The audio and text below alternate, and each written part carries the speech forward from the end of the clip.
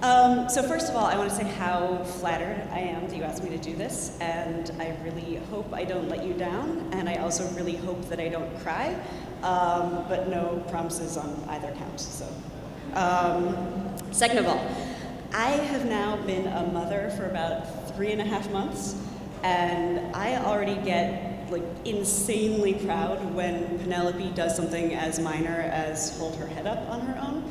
So I can only imagine how proud your parents are today.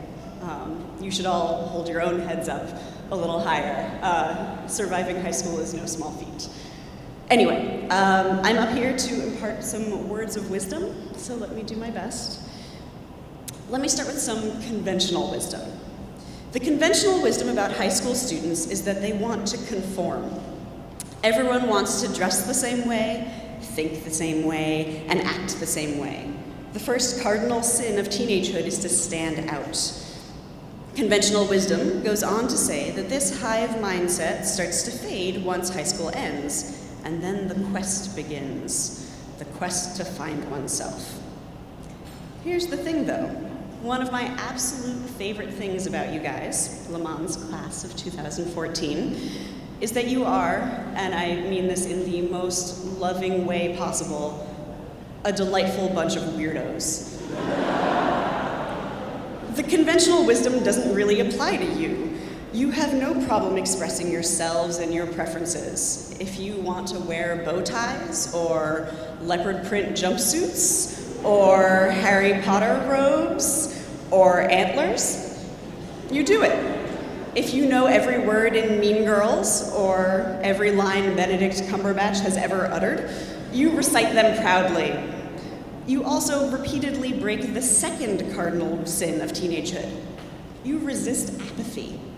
Now, some of you might have been a little more apathetic about things like Mark Twain or Jane Austen than I would have liked, but for the most part, if you think something is interesting or cool or moving, you don't hide behind a facade of cynicism or disinterest. You voice your enthusiasm, and you do it enthusiastically. You know what you like, what you believe, what your strengths and weaknesses are. In short, in some really important ways, you have already found yourselves. You have already completed the quest. That doesn't mean that you can sit back and congratulate yourselves on your success, though. It just means that you have a head start.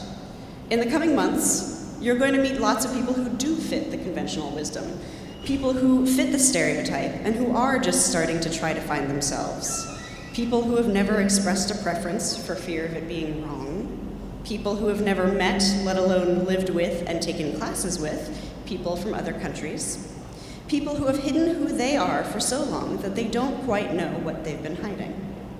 Your job is to neither mock them nor pity them, but to get to know them. You already know who you are, so now you need to go out and get to know other people. Which brings me to my second absolute favorite thing about you, you delightful bunch of weirdos. You accept each other's choices, opinions, quirks, and passions.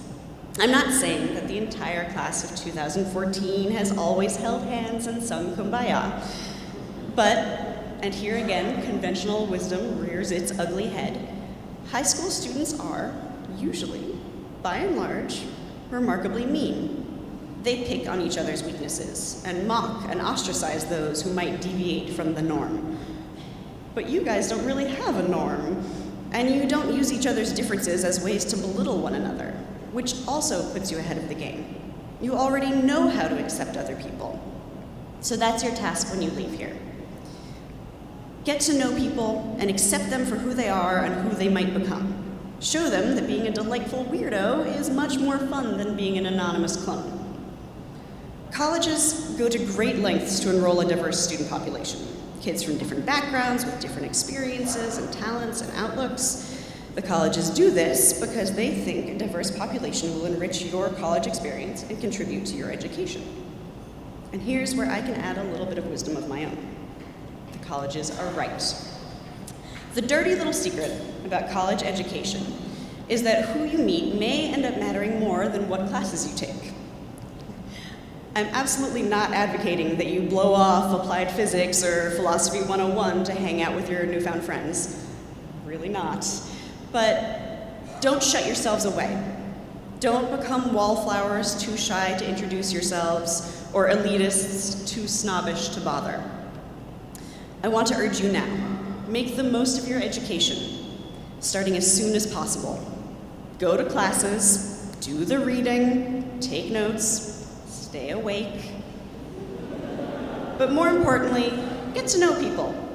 Lots of people and lots of different kinds of people. Introduce yourself to the painfully shy person sitting by himself in the cafeteria, or the jock holding court on the quad. Join in on a conversation with a bunch of strangers. Talk to people you think you have nothing in common with, or people you think you might not like. It's possible your suspicions will be right, but it's also possible that you'll be pleasantly surprised. The world is full of delightful weirdos, and I want you to take it upon yourselves to go out and find them, befriend them, let them learn from you, and I promise you, you will learn from them. You might find, as you meet all these new people, trying to figure out who they are, that you start to change, that your idea of yourself is no longer right. And that's fine. That's good. Here's where conventional wisdom is actually right.